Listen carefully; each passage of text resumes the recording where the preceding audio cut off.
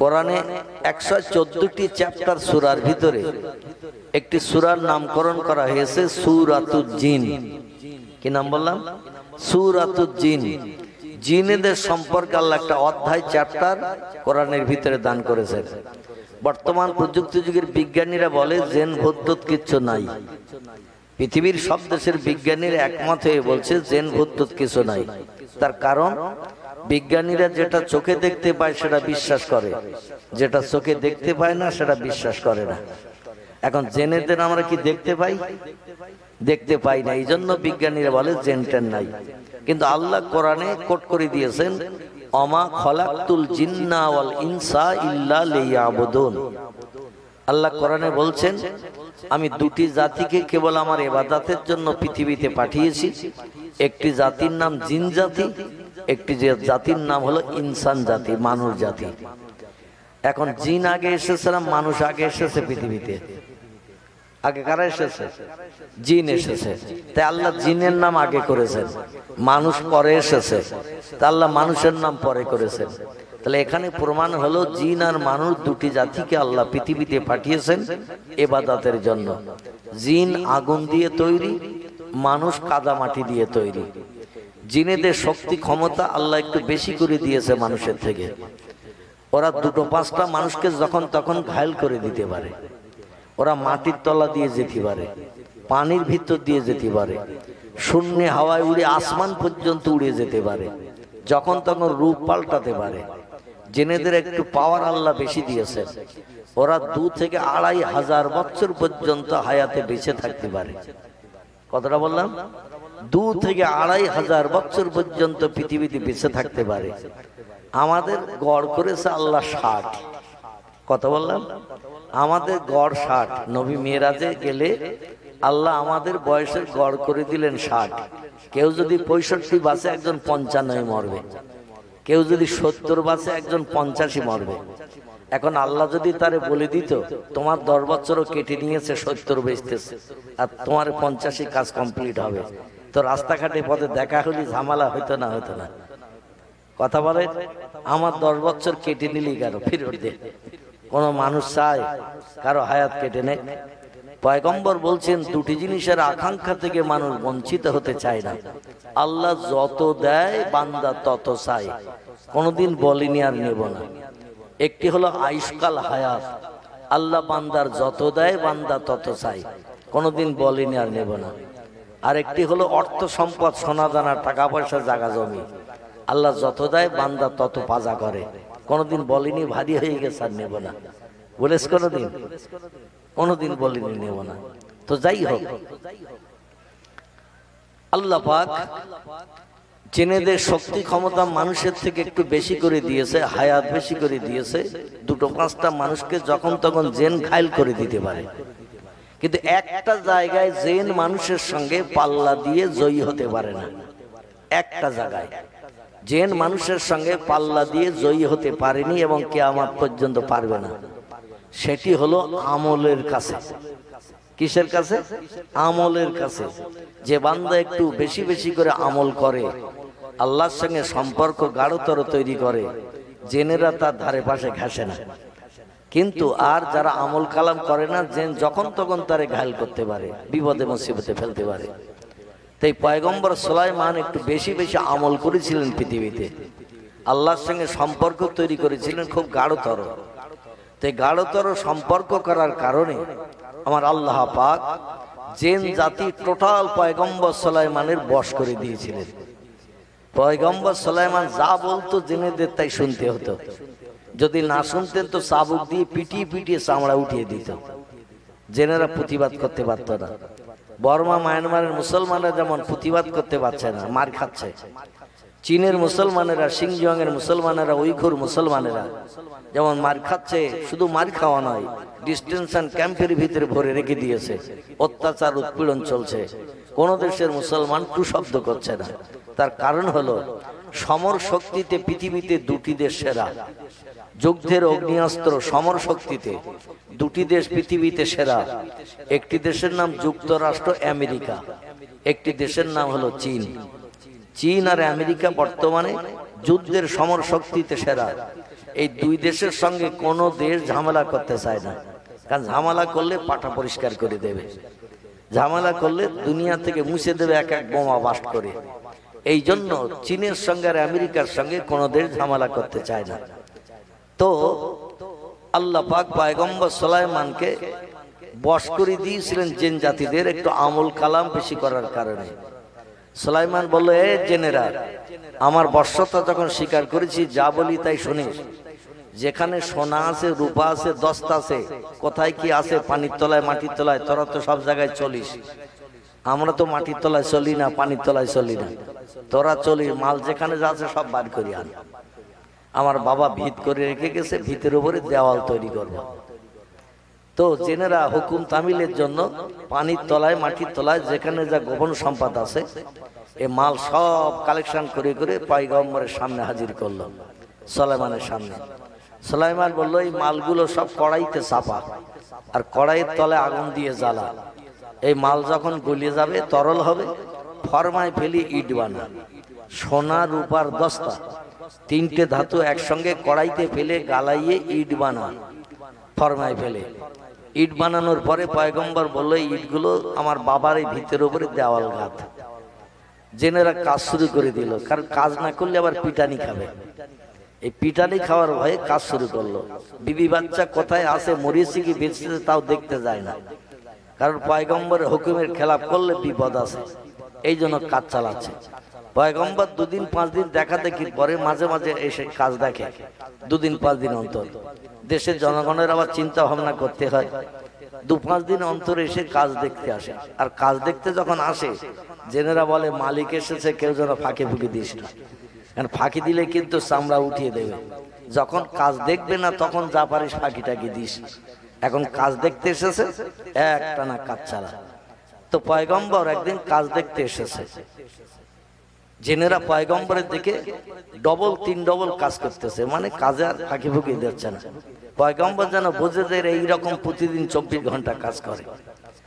হঠাৎ করে একজন নতুন মানুষ পয়গম্বরের সামনে এসে বলছেন, আসসালামু আলাইকুম। পয়গম্বর বলছেন, ওয়ালাইকুম সালাম। মান আনতা ইসমুকা ইয়া আখি।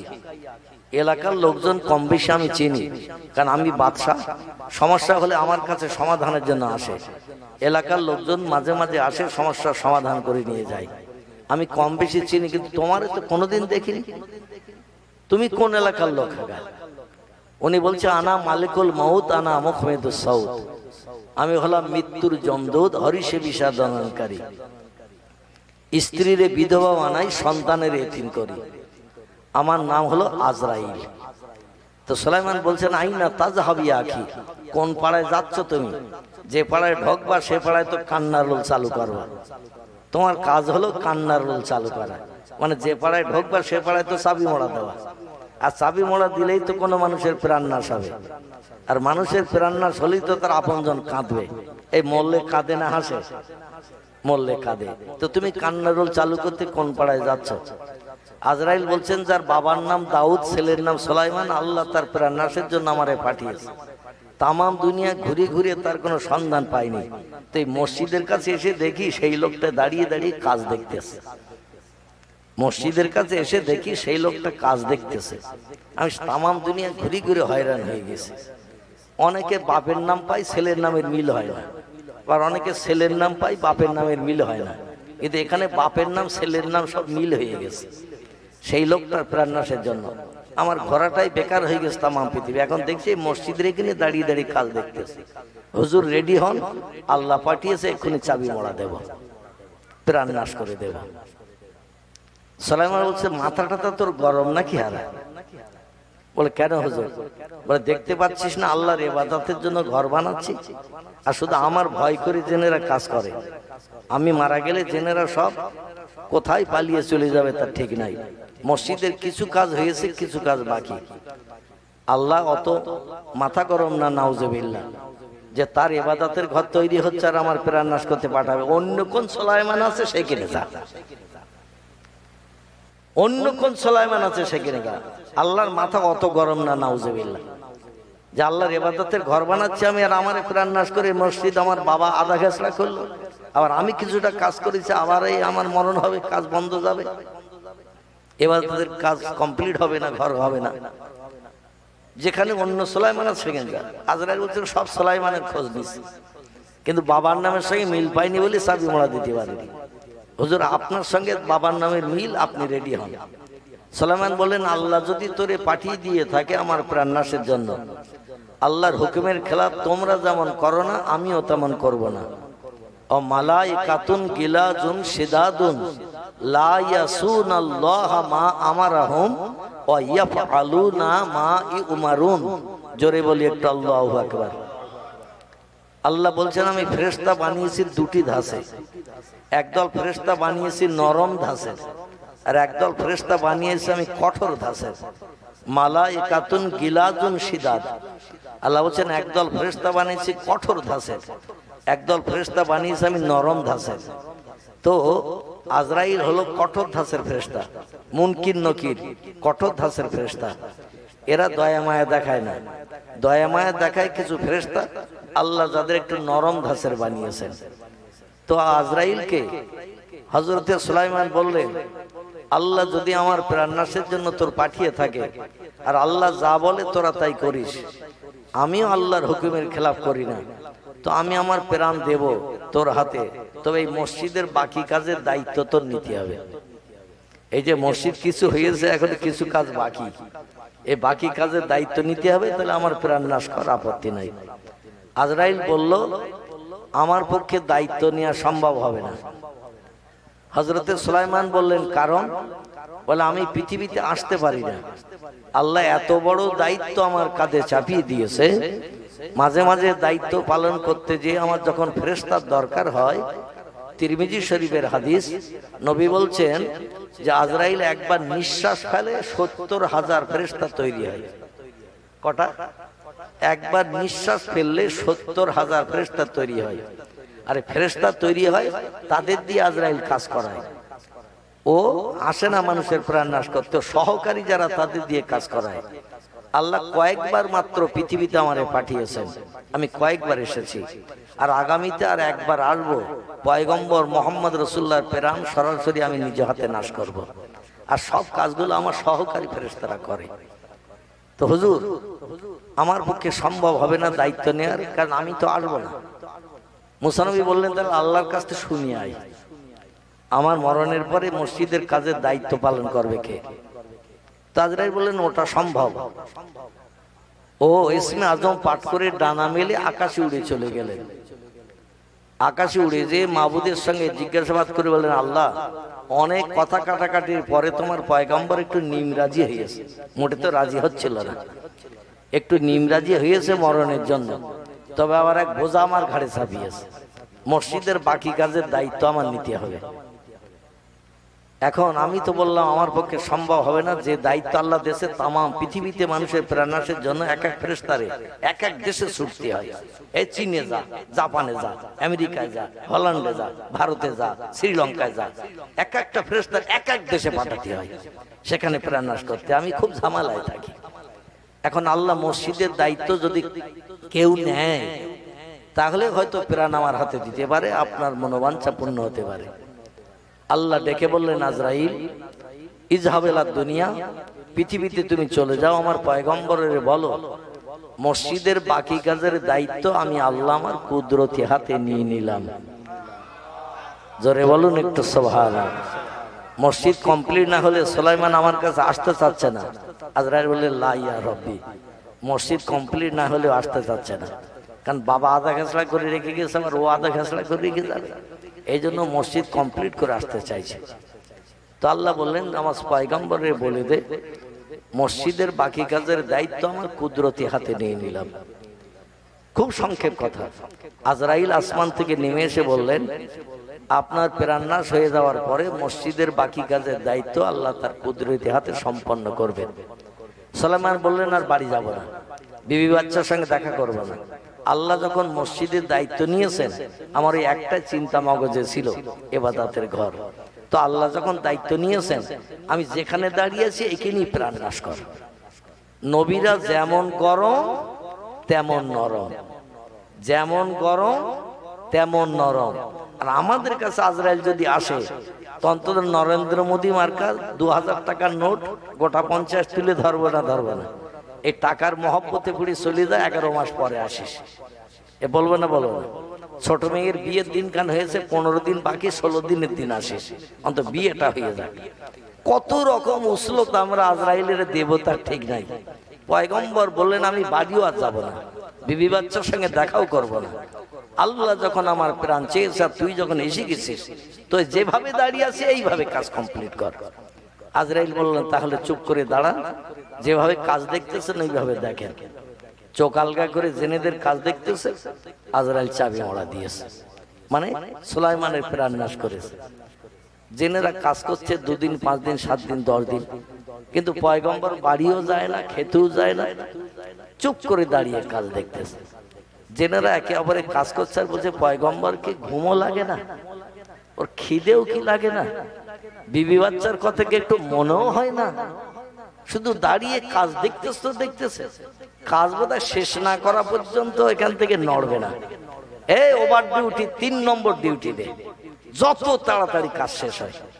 কাজ কমপ্লিট হয়ে গেল, বাইতুল মুকাদ্দাস কমপ্লিট হওয়ার পরে বলছে পয়গম্বর তো এখনো নড়ে না, তো যা জিজ্ঞাসা কর আর বাড়তি কিছু করতে হবে কিনা, আশেপাশে সাইডে আর কিছু করতে হবে কিনা জিজ্ঞাসাবাদ কর। এখন কে বিড়ালের গলায় ঘন্টা বাঁধবে, মারের ভয়ে কেউ ধারে পাশে আসে না। এখন বলে এইভাবে আর কতদিন কাজ শেষ হয়ে যাওয়ার পর দাঁড়িয়ে থাকবি, বউ বাচ্চা কেমন আছে তাও তো দেখতে যেতে পারি না, কারণ খবর পেলে আবার পিটানি খেতে হবে। তো চল আমরা সবাই মিলে যাই, মরি সবাই মরবো, বাঁচি সবাই বাঁচবো, মার খাই সবাই খাবো, বাঁচলে সবাই বাঁচবো, চল সবাই মিলে যাই। তো সবাই কাছের কাছে এসে বলছে হুজুর আর বাড়তি কিছু করতে হবে কিনা বলেন। সেই সোনার উপর দস্তা গালিয়ে ফরমায় ফেলি, ইট বানিয়ে তো কমপ্লিট করে ফেলিস, আর কিছু করতে হবে? কিছু বলে না। জেনারা বলছে আমরা বলতে চাচ্ছিলাম না যে চোখ আলগা করে ঘুমানোর টেন্ডেন্সি আছে, ও আসলে চোখ আলগা করে রেখেছে, ঘুমাচ্ছে, কারণ না ঘুমালে তো বাঁচতে পারে না কোনো সৃষ্টি। তোমরা বলছিলে কাজ দেখতেছ, আসলে কাজ দেখতেছ না, ঘুমাচ্ছে। তো ঘুম ভাঙানো যাবে কি করে? বলে গায়ে হাত দিয়ে একটু নাড়া দে, একটু গায়ে হাত দিয়ে নাড়া দে। আমাদের বাচ্চা কাচ্চা ঘুমিয়ে থাকলে একটু হাতটা ধরে টানাটানি করি কিনা যাতে ঘুম ভেঙে যায়। তো বল গায়ে হাত দিয়ে নাড়া দে। বল কে দেবে? বলে যে কোনো একজন দে, যদি মারধর খেতে হয় তো আমরা সবাই মিলে প্রতিবাদ করব। এখন একজন গায়ে হাত দিয়ে একটু নাড়া দিয়ে বলছে হুজুর একটু ঘুম ভেঙে দেখেন কাজ কদ্দূর কি হয়েছে। আর যেই গায়ে হাত দিয়ে নাড়া দিয়েছে, লাঠি ভেঙে হুড়মুড় করে পড়েছে, লাঠি ভেঙে হুড়মুড় করে জমিনে পড়েছে। সামনে যে জেনেরা ছিল ওরা ধরাধরি করে একটু পরীক্ষা নিরীক্ষা করে দেখলো মরিয়ে কাঠ হয়ে দাঁড়িয়েছিল, মরিয়ে কাঠ হয়ে দাঁড়িয়েছিল। তো এই দৃশ্য দেখে জেনেরা সামনে কান্না শুরু করেছে। পিছনে যারা ছিল দূরে ওরা বলে অ্যাকশন মার কি শুরু হয়ে গেছে নাকি, আমরা পিছনে আছি এই জন্য আমাদের গায়ে এখন হাত পড়েনি, তোমরা কাছাকাছি ছিলে মার কি শুরু হয়ে গেছে নাকি। সামনের জেনেরা বলছে আল্লাহে লা সাক্কা ফিহে, সেই খোদার কসম আমাদের মারধর পয়গম্বর করছে না। বলে তাই কাঁদছো কেন? কান্নার আওয়াজ পাচ্ছি। বলে বেটা ছেলে মরেও গেছে আর আমাদের খাটিয়ে মেরেও গেছে, এই দুঃখে আমরা কাঁদছি। আগে যদি জানতাম যে মরিয়ে দাঁড়িয়ে আছে কে কাজ করে, কিন্তু ও যে চোখ আলগা করে দাঁড়িয়ে রয়েছে মনে করছি জেন্দা দাঁড়িয়ে দাঁড়িয়ে কাজ দেখছে, এই ভয়ে তো কাজ করেছে। কাজ কমপ্লিট করলেন পয়গম্বর সুলাইমান নবী, কিন্তু কাজ যখন শেষ হয়ে গেল এসে দেখলো 6 মাস হয়ে গেছে মরিয়ে দাঁড়িয়ে আছে। ক মাস? 6 মাস চোখ আলগা করে দাঁড়িয়ে রয়েছে চুপ করে।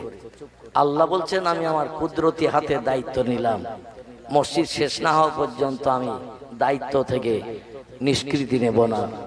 ইন্নাল্লাহা লা ইউহিব্বু মান কানা মুখতালান ফাকুর। আল্লাহ বলছেন অহংকারীদের অহংকার আমি চূর্ণ করি, আর আমি নিজে যেটা ওয়াদা করি আমার ওয়াদা আমি পরিপূর্ণ করি। জোরে বলুন একটু সুবহানাল্লাহ। ইন্নাল্লাহা লা ইউখলিফুল মিয়াদ। আল্লাহ বলছেন যত ওয়াদা করি ওয়াদা পূর্ণ করি, অহংকারীদের অহংকার চূর্ণ করি, তাদের কোনো অহংকারকে বাস্তবে রূপদান করতে দিই না। জোরে বলুন একটু সুবহানাল্লাহ। এই মসজিদে অধিকাংশ পয়গম্বরেরা এই মসজিদে নামাজ আদায় করে আল্লাহকে আপন বানিয়ে জান্নাত হালাল বানিয়েছে। অধিকাংশ পয়গম্বর এই মসজিদে নামাজ আদায় করে তারা আল্লাহকে আপন বানিয়ে জান্নাত হালাল বানিয়েছে। এই মসজিদে বর্তমান 2,75,000 মানুষ একসঙ্গে জামাতে নামাজ পড়তে পারে। তাহলে আপনাদের মসজিদের থেকে মসজিদটা ছোট তো নাকি? কথা বলেন। এই মসজিদটায় 2,75,000 মানুষ একসঙ্গে জামাতে নামাজ পড়তে পারে। বর্তমানে এই মুসলমানদের মসজিদ, যে মসজিদ আমাদের পয়গম্বর মুহাম্মদ রাসূলুল্লাহ বিশ্ব রেকর্ড করার দিন এই মসজিদে এসে নামাজ না পড়া পর্যন্ত আকাশ পরিভ্রমণ করেনি। নবীজি যেদিন আকাশ পরিভ্রমণ করে আল্লাহর সঙ্গে দিদার করতে গিয়েছিলেন, সেদিন কিন্তু এই মসজিদে 2 রাকাত নামাজ পড়েছিলেন। আর নবী নামাজ পড়তে এসেছে, আল্লাহ পাক আদম সফুল্লাহ থেকে নিয়ে আর রুহুল্লাহ পর্যন্ত সব পয়গম্বরদের কবর থেকে ছুটি দিয়েছিলেন, যাও আমার পয়গম্বর ইমাম হয়ে নামাজ পড়াবে, তোমরা মুক্তাদি হয়ে পেছনে ইক্তেদা করো। হাসরে আমার পয়গম্বরের মাধ্যম দিয়ে, ইমামের মাধ্যম দিয়ে তোমরা অনেক উপকৃত হতে পারবে। জোরে বলুন সুবহানাল্লাহ। এই জন্য সব পয়গম্বর এই মসজিদে এসে নামাজ পড়েছিলেন আমাদের পয়গম্বরের পিছনে। হাদিস শরীফ এসেছে, ফাআযানাল মুয়াজ্জিন সুম্মা সাল্লা রাকাতাইনি ইমামান। নবী বলছেন জিবরিল আমিন স্বয়ং মুয়াজ্জিন হয়ে আযান দিয়েছিল, আর আমি মুহাম্মদুর রাসূলুল্লাহ ইমাম হয়ে জামাতে নামাজ পড়েছিলাম। আর নামাজ পড়ে ওই মসজিদের চাতওয়ালে বেরিয়ে বোরাকের পিঠে চেপে 7 আকাশ পরিভ্রমণ করে আল্লাহর সঙ্গে দিদার করে আবার এক রাত্রের ভোরের বেলা পৃথিবীতে ফিরে এসেছিলাম। রাত্র দ্বীপ্রহরের পর থেকে নিয়ে ভোর পর্যন্ত এই হাফ রাত নবীজির জন্য আল্লাহ পাক সময় দিয়েছিলেন আকাশ পরিভ্রমণের। পৃথিবীর মানুষ হাফ রাত ঘুমিয়েছিল, আর আল্লাহ পাক নবীজির জন্য সময় করে দিয়েছিলেন 27 বছরের লম্বা মেয়াদ। জোরে বলুন একটু সুবহানাল্লাহ। কতটা বললাম? 27 বছরের লম্বা মেয়াদ। আল্লাহ পারে না। গাডার টানলে যেমন লম্বা হয় গাডার, ওই রকম আল্লাহ রাত টেনে লম্বা করলেন। আমি আপনাদের কাছে একটা ছোট্ট প্রশ্ন করি, সেটি হলো এই, আজ পর্যন্ত কোন এলাকার হাজি হজ করে বাড়ি এসে কোনদিন কি বলেছে যে এবছর হাজির চাপ ছিল খুব, আরাফাতে জায়গা ধরেনি? কোন হাজির মুখে শুনেছেন যে হাজি হজ করে বাড়ি এসে গল্প করতে করতে বলছে যে এবছর এত হাজির চাপ ছিল, জিলহজ মাসের 9 তারিখে আরাফাতের মাঠে এবছর হাজিদের জায়গা হয়নি? আরাফাতের মাঠটা একটু প্রশস্ত মাঠ, চারিদিকে নজর করলে পাহাড় দেখতে পাওয়া যায়, তবে পাহাড়গুলো একটু দূরে দূরে রয়েছে, কাবা শরীফের আশপাশের পাহাড় থেকে একটু দূরে দূরে। কিন্তু আজ পর্যন্ত কোনো হাজি বাড়ি এসে বলেনি এবছর বিভিন্ন দেশের হাজিদের হজ করতে আসার কারণে আরাফাতের মাঠে জায়গা ধরেনি।